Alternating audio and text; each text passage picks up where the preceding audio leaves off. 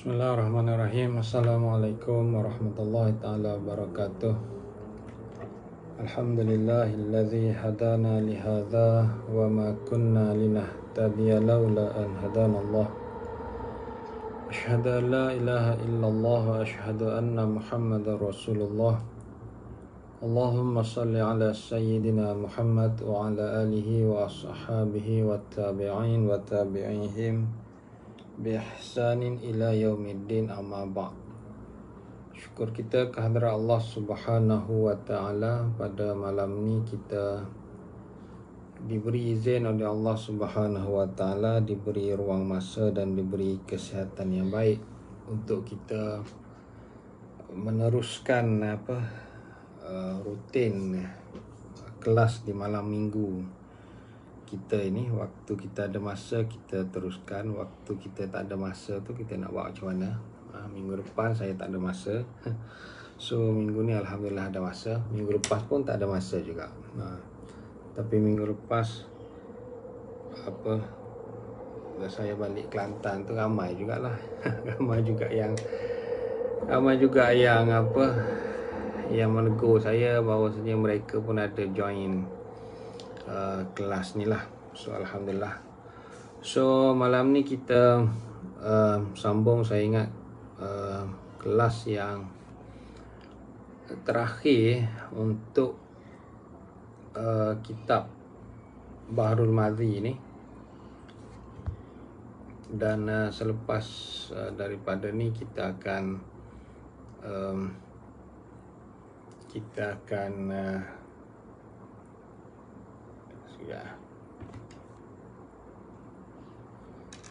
selepas daripada ni maknanya bila habis kitab ni kita akan teruskan dengan itulah. Saya ingat saya akan baca buku yang saya tulis lah. Kalau tidak, siapa pula nak baca buku saya? Saya tulis susah-susah, kemudian untuk mengharap orang lain baca tak jadi, biar saya sendiri je lah yang baca. So selepas daripada minggu ni, mungkin 2 minggu lagi sebab minggu depan tak ada, saya akan baca bermula dengan buku Faraid lah. Bermula dengan buku Faraid, tapi buku tu saya tak boleh bagi soft copy lah sebab unfair kepada orang yang beli. Cuma saya share semasa kelas sajalah. Kalau nak baca dia kena belilah. So apa ini adalah kita sambung dalam Bahrul Madhi ini ialah tentang perbahasan ataupun perbincangan macam mana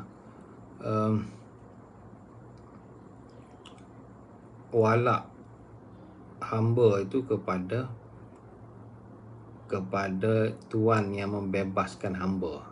Pusaka untuk hamba itu juga kembali kepada tuan yang membebaskan hamba.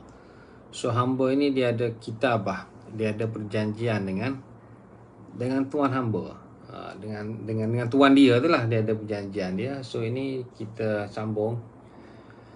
Masalah kitabah itu bagaimana mengetahui dengan terangnya. So ini menerangkan tentang macam mana contoh dalam hadis ini tentang barirah. Kitabah, perjanjian, janji setia, ikat setia perjanjian antara barirah dengan tuan dia, dan macam mana Siti Aisyah berhasrat untuk membebaskan barirah. Barirah tu pun selalu tolong Aisyah. Dengarlah akan datang ini, iaitu misalnya seorang lelaki ada mempunyai seorang abdi namanya Mas'ud, kemudian berikat janji. Kitabah di ikat janji. Berikat janji tuan Mas'ud itu dengan dia. Kata tuannya, "Hai Mas'ud, aku tetapkan dikau membayar kepadaku RM500 masalan selama 5 tahun. Yakni tiap-tiap tahun boleh kamu bayar padaku RM100 hingga cukup 5 tahun RM500. Maka pada waktu itu lepas kamu daripadaku menjadi merdeka." Ini contoh masalannya ialah berjanji Mas'ud tu, Tuan Mas'ud tu, dengan Mas'ud, hai Mas'ud, kau bayar ke aku RM500 dalam masa 5 tahun. Kau bayar RM100 setahun, cukup 5 tahun 500, maka engkau merdeka. Bila sudah berikat janji Mas'ud dengan tuannya demikian itu, ia pun bersungguh-sungguhlah bekerja menjadi pembayar yang demikian itu. Boleh ia bekerja apa kerja yang mendapatkan wang. So dia bekerjalah untuk dia membayar ikat janji kepada tuan dia tadi. Dan boleh ia kumpulkan pembayar itu daripada sedekah. So kalau ada orang sedekah dekat dia pun tak apa juga. Yang pentingnya dia kumpulkan dan dia nak bayar kepada tuan dia. Zakat dan lainnya daripada kerjanya sendiri. Dan tiap-tiap seminggu ataupun setiap-tiap hari atau masa ia dapat sedikit wang. Lalu dibayarkannya pada tuannya dengan sedikit-sedikit hingga habis setahun. Habis dibayarnya RM100 itu. So bila cukup 5 tahun, habis pula bayarnya RM500. Maka pada waktu itu jadilah ia merdeka. Itu maksud dia, perjanjian antara hamba dengan tuan dia. Macam itulah dia panggil kitabah. Maka jika sekiranya pada akhir janjinya, akhir itu tiada terbayarnya wang pencukup yang dijanjikannya RM500 itu, tak cukup RM5, tak cukup RM500 itu dan nak habis tempoh 5 tahun, nescaya putuslah mukatabahnya itu. So putuslah janji itu sebab dah 5 tahun tak cukup 500 itu contohnya, yakni batal janji merdeka itu dengan tuannya dan kembali kekal jua di dalam abdinya jika tidak terbayarnya RM1 sahaja. RM1 je tak cukup. RM499 sudah pun dibayar tapi tak cukup RM1. Tempoh dah cukup 5 tahun. RM1 sahaja lagi sekalipun, dan jadilah semua wang yang dikumpulkannya pada tuannya beratus-ratus itu milik tuannya. Dia kira hangus. Kira hangus apa yang sudah pun hamba itu bayar, dan kekallah dia menjadi hamba kepada tuannya itu walaupun dia beri RM1 sahaja. Dan kena buat perjanjian baru pula lah, dan dikira semula pula. Maknanya dikira balik 5 tahun akan datang, kau bayar balik RM500. Kira RM1 balik kira pula. Jadi itulah rupa kitabah abdi dan jariah itu. Itu maksud zaman dulu punya perjanjian antara hamba dengan tuan hamba tu, dia berjalan begitu. Jadi Barirah ni dah nak cukup tempoh dah ni, sebab itulah dia memohon bantuan daripada Aisyah. Demikianlah jua Barirah tadi bermukatabah dengan tuannya sampai pada akhirnya tidak terbayarnya. Yang saya fahamnya bukan akhir lagi tapi dekat-dekat diudik. Sudahlah ia pergi pada Siti Aisyah, dan Siti Aisyah pun berkata seperti di dalam hadis itu. Ini yang kita baca sebelum ni. Aisyah kata, aku boleh bayar untuk engkau Barirah, tetapi bila aku bayar maka wala engkau tu kembali kepada aku. Tapi sebelum aku bayar, kau pergi tanyalah dulu majikan kau. Kau pergi tanya, bukan majikan, pergi tanya tuan lah. Tuan kau ni dia setuju ke tak kalau aku yang bayar. Maka walak tu dapat, walak engkau tu kembali kepada aku. Kau kena walak pada aku. Maksudnya kau sudah berbebas daripada tuan kau, kau walak pula kepada aku. So Barirah, maka Barirah pun pergilah ia kepada tuannya menyampaikan apa kata Siti Aisyah, sebagaimana kata Abu Isa. Inilah. فَذَكَرَتْ ذَلِكَ بَرِيرَةُ لِأَهْلِهَا فَأَبَوْا وَقَالُوا إِنْ شَأَتْ أَنْ تَحْتَسِبَ عَلَيْكِ وَيَكُونَ لَنَا وَلَأُكِ فَلْتَفْعَلْ. Sedap jadi tuan macam ni lah. Tuan ni nak duit saja. Maka disebutkan dan khabarkan demikian itu. Mana Barirah pun bagi tahulah tuan dia, Aisyah nak bayar untuk aku ni macam mana, kau setuju ke tak? Yakni akan perkataan Siti Aisyah oleh Barirah bagi tuannya. Katanya, ya tuan hamba, adalah Siti Aisyah menyuruh menyampaikan pada hamba kepada tuan hamba, ia hendak membayar harga hamba. So ini dia cakap lah, Aisyah nak bayar harga ni pada tuan hamba supaya mahu dimerdekakannya hamba. So apabila Aisyah bayarkan kau, so aku ni merdeka lah, sebab Aisyah yang memerdekakan aku ni. Sekiranya tuan hamba mahu menerima harga hamba itu daripadanya, kalau kau setuju terima daripada Aisyah, kemudian ia merdekakan, maknanya aku dah merdeka, dan walak itu baginya, maka walak aku, kesetiaan aku, maknanya aku akan kembali kepada Aisyah lah. Aku akan walak pada Aisyah sebab Aisyah yang memerdekakan aku. So kalau kau setuju macam tu, maka mahulah ia Aisyah tu membayar harga hamba itu pada tuan hamba. Kalau kau setuju macam tu, Aisyah nak bayar lah ni. Bila didengar oleh Tuan Barirah akan katanya demikian itu, maka mereka itu pun enggan, fa'abau. Kan, fa'abau, enggan mahu menerimanya, dan berkata mereka itu, dia tak nak terima daripada Aisyah. Bukan dia tak nak terima apa, bukan dia tak nak terima melepaskan walak tadilah, duit dia nak apa ni. Jika mahu Siti Aisyah, harga kamu itu sebagai bersedekah ia padamu. Kalau Aisyah nak bayar, kira sedekah lah, dia kata. Mujur Aisyah nak bayar, kira sedekah ke aku. Bersedekah ia padamu, hanya ia mahu pahala jua. So dapatlah pahala lah Kak Aisyah bila dia bayar bagi pihak engkau. Dan jadi walak kamu itu bagi kami, tapi walak tu dapat kat aku lagi. Maka bolehlah ia berbuat itu. Kalau Aisyah setuju macam tu, bolehlah bayar. Kalau dia setuju tu, dia bayar, dia dapat pahala, tapi walak tu walak kepada aku lagi. Bolehlah ia buat demikian itu, mahulah kami menerima harga kamu itu. Kalau Aisyah setuju kita, aku terimalah. Jika tidak begitu, tidak kami mahu. Dia pandai-pandai duit nak, tapi dia tak nak memerdekakan Barirah.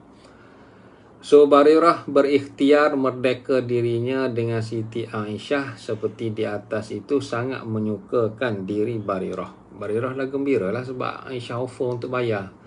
Apabila sudah habis jawab tuannya itu didengarnya, ia pun pergi pula menyampaikan kata tuannya itu kepada Siti Aisyah. Lalu katanya, ini kata Barirah lah, ya Siti Aisyah, adalah perkataan tuan hamba itu sudahlah habis hamba sampaikan pada ahli hamba. Aku bagi tahu dah kepada ahli, maknanya pada tuan dia tu lah. Maka jawabnya, mahu mereka itu menerima harga yang tuan hamba mahu bayar itu. Dia nak terima lah kalau kau nak bayar. Tetapi walaknya bagi mereka itu, walak aku ni still kepada mereka. Duit nak, tapi walak tu tak boleh. Walak dia disuruh aku walak kepada mereka. Bila didengar Siti Aisyah akan kata Barirah demikian, ia pun diam. Ia Aisyah lah. Aisyah pun diam lah, menantikan Rasulullah sallallahu alaihi wasallam datang pulang ke rumah. Aisyah pun malah kata apa, pelik lah ni, aku bayar tapi walak kepada dia lagi. Malah jawab lah, tunggu baginda Rasulullah sallallahu alaihi wasallam balik, nanti kita ajukan perkara ini kepada baginda Nabi, kan. Barirah itu hendak dibayar Siti Aisyah demikian itu telah disampaikan kepada Rasulullah sallallahu alaihi wasallam tatkala kembali Rasulullah sallallahu alaihi wasallam dari luar.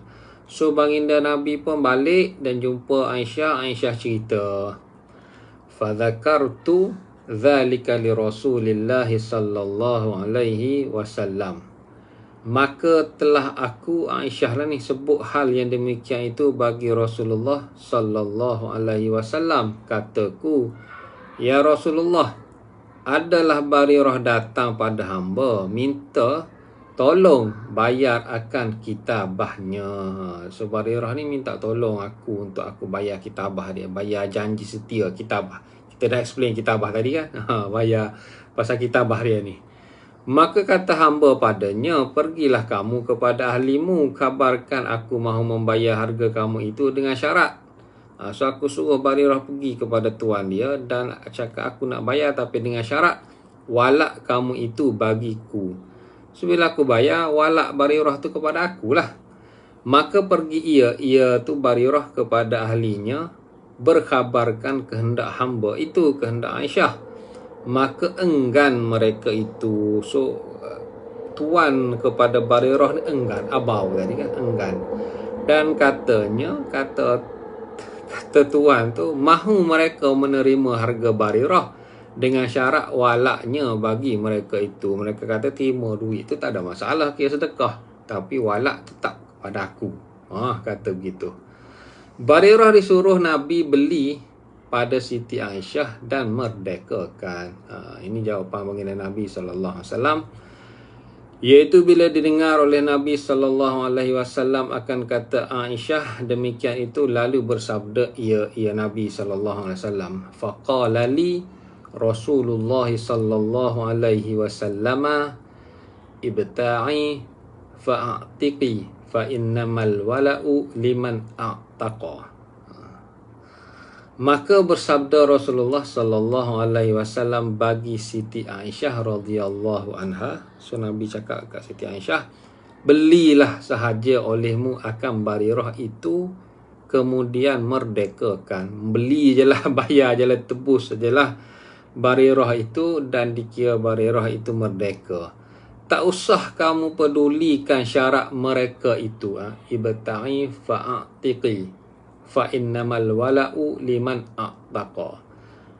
Tak usah kamu pedulikan syarat mereka itu, syarat-syarat hamba, syarat tuan hamba tu tak usah pedulilah. Berilah sahaja harganya pada mereka itu. Biar mereka itu syaratkan beberapa banyak syarat sekalipun, maka yang berjalan iaitu hukum Allah di dalam Quran.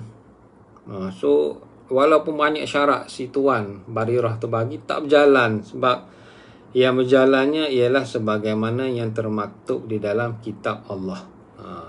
Beli olehmu dan merdekakan, maka bahawasanya hukum Allah itu bermula walak itu bagi siapa yang memerdekakannya. So walak itu kepada orang yang memerdekakan. Peduli, kau usah peduli apa syarat yang dibawa oleh tuan tu.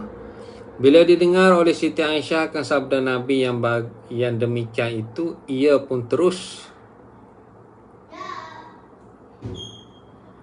membeli, kemudian dimerdekakannya Barirah.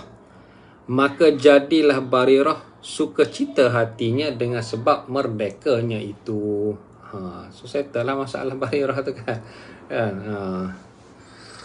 Aduhlah. Penghulu boleh mengambil pusaka ahli merdekanya. So penghulu tu mana tuan lah, tuan hamba tu boleh mengambil pusaka abdi yang dimerdekakannya. Apabila seorang hamba itu meninggal, maka harta hamba itu kembali kepada tuan dia. Kata Imam Nawawi rahimahullahu ta'ala di dalam syarah Muslim, ini memang tak relevan pada zaman kini, tapi kita baca lah. Kita baca habiskan, maknanya kita kata apa, kita habiskan kitab tu daripada kulit ke kulit lah. Kita habiskan, tak ada masalah, kita khatam. Bermula sabda Nabi SAW, innamal wala'u liman a'taqa. Itu sungguhnya telah ijma' orang-orang Islam atas sabit walak bagi orang yang memerdekakan abdi atau jariahnya daripada dirinya, dan bahawasanya boleh ia mempusakai dengan dia. So hamba ini ada dalam, saya pernah cerita tentang di Singapura. Sebelum saya ingat ada satu kes di Singapura. Kes ni dilaporkan, saya tak ingat, saya tak bawa buku saya hari ni. Berlakunya saman di antara kerajaan Singapura sebagai Baitul Mal lah, kerajaan sebagai Baitul Mal lah, menganggap si mati ni tidak ada waris, maka ia kembali kepada Baitul Mal. So responden ataupun defendant dalam kes itu ialah tuan dia tu. Tuan dia tu, dia kata ini adalah hamba. Dia ni bukan dia je hamba, ayah dia tu adalah hamba kepada ayah aku. So bila ayah dia mati, dia adalah hamba kepada aku. So apabila dia mati, maka harta dia kepada aku adalah tuan hamba. Jadi dalam kes tu saya tak tahulah fakta macam mana, tetapi mahkamah akhirnya memutuskan bahawasanya memang responden ini ataupun defendant ini adalah tuan hamba kepada si mati. Maka kalah kerajaan Singapura, kalah masa tu. Kerajaan apa ataupun negeri lagi Singapura tu di dalam negeri Tanah Melayu masa tu, dia bukan satu negara yang tersendiri. Saya tak pasti zaman sebelum Jepun lagi ke apa ke, tapi zaman British lah, ataupun selepas Jepun sekejap ke, saya tak pasti, tak ingat. Area tu lah. So ada satu kes tu, mana ada lagi perhambaan di Singapura yang akhirnya di dalam kes itu hakim merujuk kepada kitab mazhab Syafi'i. Yang inilah maknanya innamal wala'u liman a'taqa. So dia berjaya buktikan fakta tu, maknanya family si mati tu daripada ayah dia kepada ayah aku, dia tu dengan aku. So dah tak ada keturunan lah kot. Kan? Jadi reported pula kes tu. Memang reported dan memang ada. Tapi mungkin itu adalah hamba terakhir di Tanah Melayu lah kot. So ini kita baca ni. Walak itu adakah bagi orang Islam? Ia di atas tangannya, dan adakah walak bagi orang yang bersumpah setia?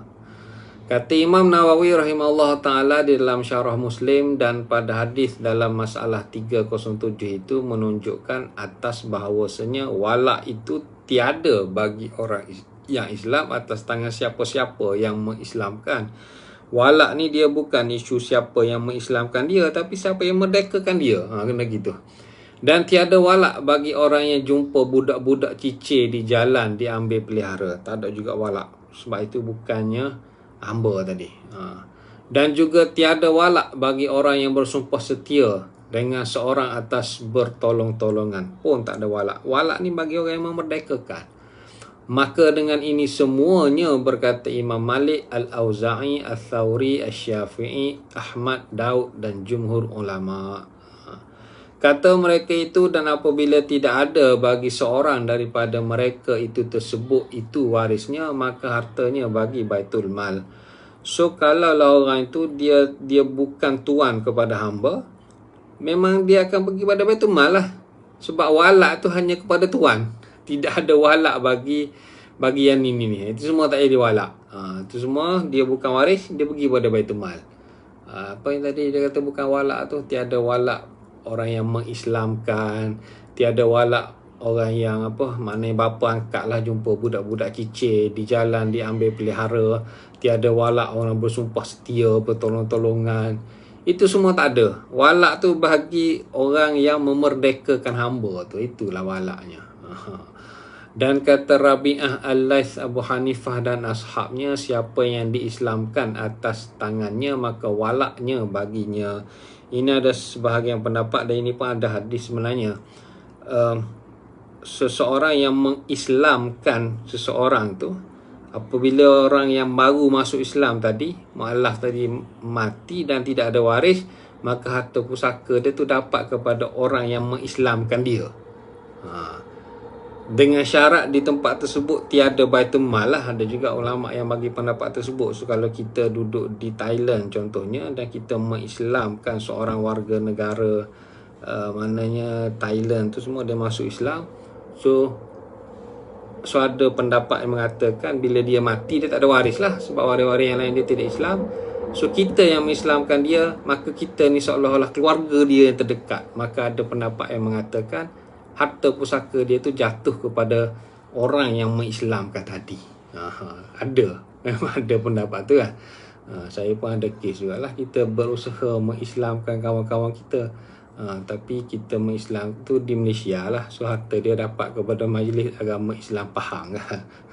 Tapi dia pun selepas dia masuk Islam, dia transfer kebanyakan harta dia yang buat dia bisnes, kebanyakan dia transfer kepada anak dia. Tapi anak dia tak Islam lagi. Tapi ada sedikit harta dia dapatlah juga kepada Majlis Agama Islam Pahang, tapi tak banyak. Ya, kadang-kadang yang masuk Islam ni dia masih lagi sayang kepada keluarga dia, walaupun keluarga dia tu bukan Islam, maka dia bagi bisnes kepada keluarga dia walaupun keluarga dia bukan Islam. Semoga mendapat hidayah lah keluarga tersebut. Saya ingatkan kita boleh guna ni dapatlah kat kita, sebab kita biang antara kawan-kawan yang terlibat dalam pengislaman dia tu kan. So tak boleh lah kalau di Malaysia ni, tak boleh dia bagi pada Baitul Mal. Itu hanya ada sebahagian pendapat lah. Ni disebut lah Abu Hanifah, Rabi'ah dan Al-Laith. Dan kata Ishaq bin Rohawai, sabit ada bagi orang yang kutip ambil budak cicir lalu dipeliharanya, ada walak ke atas yang dijumpa ambil peliharanya. Ini dikatakan beberapa pandangan lah, pandangan-pandangan yang minoriti lah. Dan kata Abu Hanifah, sabit walak dengan sebab sumpah setia dan boleh berpusaka-pusaka dengan sebabnya. Tapi jumhurnya taklah. Masalah abdi yang dimerdekakan oleh tuannya serta disyaratkannya tiada walak baginya. Dia buat syarat boleh bayar macam tuan kepada Barirah tadi lah. Dia kata bolehlah engkau bayar, tapi syarat walak lagi pada aku. Macam mana letak syarat macam tu? So kata Imam Nawawi rahimahullah ta'ala, dan pada hadis dalam masalah 307 itu dalil atas bahawasanya apabila memerdeka seorang akan abdinya atas syarat tiada walak baginya atasnya, dia buat syarat yang macam tu, syarat yang bercanggah dengan kaedah tu lah. Kaedah tadi lah, kaedah apa ni, innamal wala'u liman a'taqa. Dia pun buat syarat dia, boleh terima kau tebus sebab bukannya duit daripada hamba, duit orang lain yang tolong tebus. So duit tu boleh aku terima, tapi walak tu setia pada aku. Dia buat syarat begitu. Niscaya adalah syarat itu sia-sia jua. Syarat yang bercanggah kan.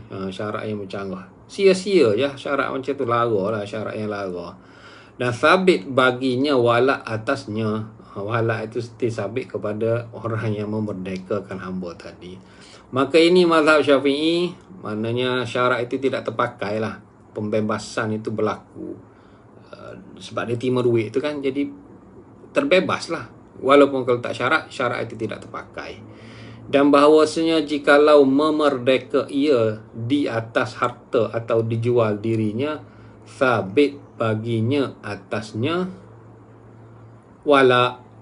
So walak kepada orang yang bayar tu lah. Atau kalau you jual beli, orang yang membeli. Dan begitu juga jikalau mukatabah ia akan dia, kalau berdasarkan perjanjian dengan hamba dia tu pun, bila dia terima bayaran, syarat itu tak terpakai. Maka pada sekalian rupa ini sabit walak. Walaklah kepada siapa yang membayar tu. Dan sabit walak bagi Muslim atas kafir dan akasnya. Walak pun tak kira Muslim kafir, dia kiasakan bayar.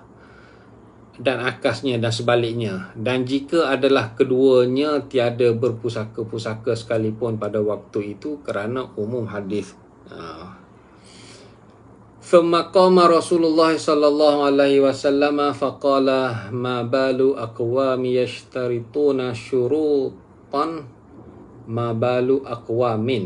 yashtarituna syurutan laysat fi kitabillahi manish tarata syartan laisa fi kitabillahi falaisa lahu wa inish tarata mi'ata marratin. Kemudian daripada habis sabda Nabi pada aku, ini kata Aisyah, habis sabda tu ia pun keluar, baginda Nabi pun keluar dan bangun berkhutbah Rasulullah sallallahu alaihi wasallam. Maka sabda Nabi sallallahu alaihi wasallam di dalam khutbahnya, kenapa beberapa kaum itu mensyaratkan di dalam muamalahnya akan beberapa syarat yang tiada di dalam kitab Allah. Kenapalah nak buat syarat yang tidak ada dalam kitab Allah? Atau tiada muafakat dengan hukum Allah, maknanya tidak selari dengan hukum Allah. Barang siapa yang mensyaratkan satu syarat yang tiada di dalam kitab Allah, maka tiada terpakai baginya itu syarat. Tak terpakai syarat tu. Dan jika disyaratkannya 100 kali syarat, maknanya dibuat macam-macam syarat tu, sekejap gitu untuk mentakkidkan bahawasanya walak tu boleh kat dia lagi. So tidak terpakai juga. Yang ni dikuatkannya syarat itu dengan beberapa banyak kali pun tiada terpakai jua. Tidak terpakai jua. Ini pun ada ada orang tanya saya, apa dia panggil, akaun Mobile Legend kan. Akaun Mobile Legend tu adik dia meninggal, kemudian kawan kepada adik dia nak beli akaun Mobile Legend arwah adik dia dengan harga RM1,000. Dengan harga cerita benar ni, bukan cerita tipu, cerita benar. Nak beli dengan kawan-kawan dia, mungkin kawan dia tahu password ID ke apa, nak beli dengan harga RM1,000. Dia kata ada juga yang nak beli. So tak apalah, daripada sebenarnya akak jual ke akak tak jual pun, saya dah boleh masuk dah akaun Mobile Legend arwah ni. Kawan saya ni, saya tahu dia punya tu. Cuma atas dasar dia tu tak tahulah ada skin apa, saya nak belilah. So duit RM1,000 tu bagi saya itu adalah harta pusaka lah. Sebab itu usaha yang dibuat oleh si mati semasa hayatnya. So dinilaikan RM1,000 oleh kawan dia, so dibeli oleh kawan dia. So duit RM1,000 tu si kakak tu kata, macam mana duit ni, harta pusaka atau bukan? Saya keluarkan dalam buku saya harta pusaka atau bukan. Maka ia adalah harta pusaka mengikut pendapat saya. Tetapi di dalam syarat Mobile Legend punya apa, dia punya developer dia ada syarat kat situ, kami tidak membenarkan akaun ini dijual beli. Maka saya kata syarat itu adalah lara. Saya berpendapat begitulah. Maknanya dia tak bagi jual beli, tapi kalau orang jual beli pun dia bukannya tahu, sebab orang tu masuk melalui ID dan password tu je.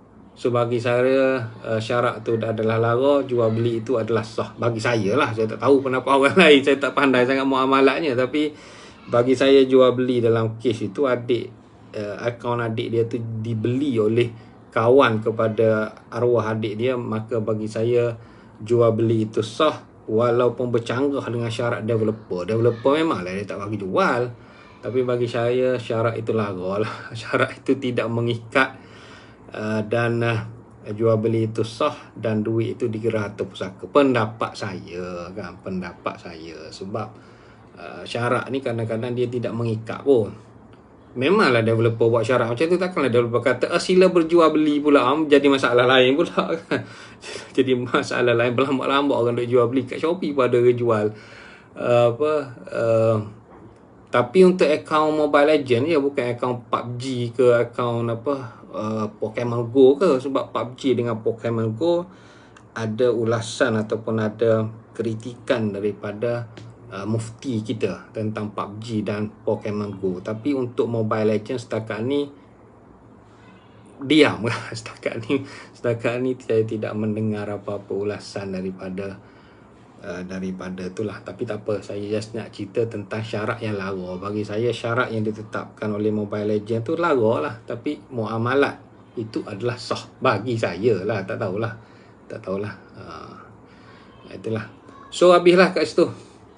So ini pun syarat ini dikira sebagai lara, syarat yang tidak terpakai, dan apabila ditebus ia dikira sebagai barirah, itu adalah milik Aisyah. Kata Abu Isa At-Tirmidzi, bermula ini hadis hasan lagi sahih, dan sungguhnya telah diriwayatkan dia daripada ketiadaan satu wajah daripada Aisyah. Dan bermula amal atas ini hadis di sisi ahli ilmi bahawasanya wala itu bagi siapa yang memerdekakan. So ini akhir abwabul wasiyah, dan mengiringinya asbabul wala wal hibah, insya-Allah. So tak ada lah, kita tak baca lah untuk kita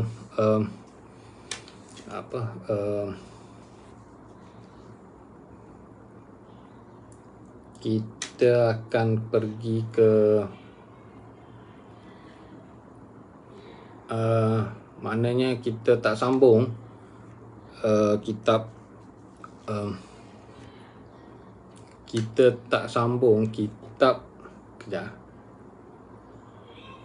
tak sambung kitab Bahrul Madhi tu. Kita kira habis dah Bahrul Madhi dekat situ. Alhamdulillah sudah pun habis. Dan macam saya kata tadi lah, saya akan baca buku-buku saya lah. Saya akan baca buku saya, cuma bermula dengan tajuk Faraid. Mula dengan tajuk Faraid saya akan baca, kemudian kita pergi kepada instrumen lah, hibah, wasiat atau pencarian dan sebagainya, kemudian baru kita pergi kepada pengurusan harta pusaka. Sebab saya, walaupun saya baca kitab saya sebenarnya ada footnote yang saya nakalkan daripada mana-mana kitab jugalah, supaya lebih orang kata orang yang beli buku saya dia belajar daripada saya kan. Kata membaca saja tapi tak belajar berguru kan, jadi salah tafsir kan. Pagi ni gegok membaca tanpa cuba memahami terhadap apa yang kita tidak belajar, maka berlakulah banyak salah faham kan. Sebab kita tidak akan faham keseluruhan apa yang dinakalkan atau apa yang ditulis. Kadang-kadang yang ditulis itu berbeza dengan apa yang dia nak sampaikan. Sebab itulah kita kena berguru dengan penulis itu sendiri. Itulah maksud saya. So saya akan baca buku-buku saya lah. So sangat itu saja untuk malam ini. Terima kasih. Saya tak berniat untuk panjang. Saya nak habiskan kitab tu saja. Apa yang baik datang pada Allah Subhanahu Wa Taala. Apa yang kurang itu kerana kelemahan saya. Untuk memberkati majlis ini, kita tutup dengan membaca tasbih kafarah dan surah Al-Asr. Subhanakallahumma bihamdika asyhadu an la ilaha illa anta astaghfiruka wa atubu ilaik. Bismillahirrahmanirrahim. Wal 'asri innal insana lafi khusr illa alladhina amanu wa 'amilus solihat wa tawassaw bil haqqi wa tawassaw bis sabr. Wabillahi taufiq wal hidayah. Wassalamualaikum warahmatullahi taala wabarakatuh.